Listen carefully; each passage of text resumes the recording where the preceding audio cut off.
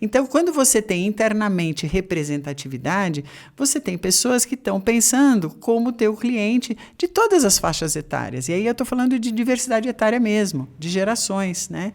Você tem que ter pessoas jovens e você tem que ter pessoas velhas. Faz todo sentido. E quando você fala de representatividade, então, eu não sei se baseia pelo número da população Sim, dentro da empresa. normalmente Isso. sim. Como que isso seria dentro da empresa? Quanto percentualmente, se isso existe dentro da empresa, os 50 a mais, os 60 a mais? Olha, a gente, quando faz um trabalho desses, a primeira coisa que a gente faz é o tal do balanço etário, para ver quantas pessoas por nível hierárquico com mais de 40, 50, 60 você tem. Né, por exemplo, que normalmente é onde o calo aperta, né, de pessoas mais velhas que você não tem. Mas mesmo você tendo, e normalmente quando você tem, aí vamos falar de empresas multinacionais que já têm talvez um pouco mais de, sei lá, maturidade para lidar com isso, você tem aí alguma coisa entre 13% e 15%. Esse é um índice excelente comparado com as outras empresas aqui no Brasil, né? Agora, se você olhar o número da população 50 a mais no Brasil, se eu não me engano, porque eu não sou muito boa nessa questão de números estatísticos, isso muda muito, mas se eu não me engano é 25%. Um quarto da população tem mais de 50 anos.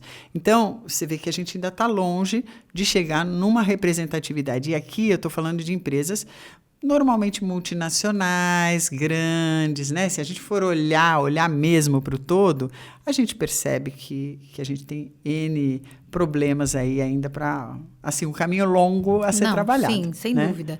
Então, a gente pode imaginar que um bom número de 50 a mais dentro das empresas estaria entre 13% e 15%. Não, isso é o que as empresas que têm um número melhor hoje normalmente têm. Um número bom seria até 25%, né? Sim, 25%. Mas aí vem uma dúvida aqui, Fran. Muitos de 60 a mais também estão aposentados, decidiram que não querem mais. Então, se eu pegar os 25% cru, talvez não seja tão honesto. Verdade. Né? Mas, eu acho que, lógico, é por isso que essa questão de número eu nem acho que é tão importante, no sentido de que primeiro, você pode ter lá seus 15% acima de 50 anos, só que são pessoas que estão na empresa há 20. Agora, vamos olhar nos últimos 2, 3, 4 anos, quantas pessoas você contratou com mais de 40, 50, 60? E aí você começa a perceber, né? Não tem, né? Zero.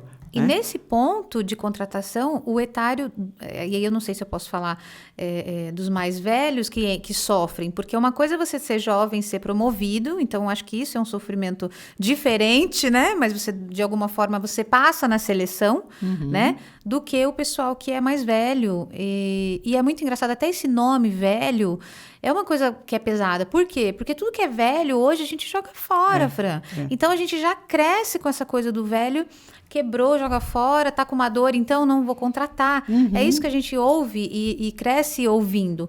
Mas hoje os nossos 50 a mais são outras pessoas do que os 50 a mais. A minha avó, quando tinha 50, eu já achava que ela era minha avó. Né? Hoje, com 50, minha mãe tem mais de 60, eu não vejo isso nela, né? Não, ontem eu estava encaminhando a minha bio para uma pessoa que me pediu, e aí ela falou, não esquece de colocar o tempo de experiência que você tem na área de RH. E eu falei, caramba, são quase 40 anos, eu tenho 59, eu comecei com 19, 20 anos na área de RH. E aí eu falo, isso dá uma impressão de uma coisa desatualizada, velho, e é tudo que eu não sou, eu estudo o tempo inteiro, eu estou dentro das empresas que estão mais à frente, eu estou em empresas fora do Brasil, inclusive, sabe, discutindo esse assunto e tal. Então, assim, é um ranço que a gente tem com essa coisa etária.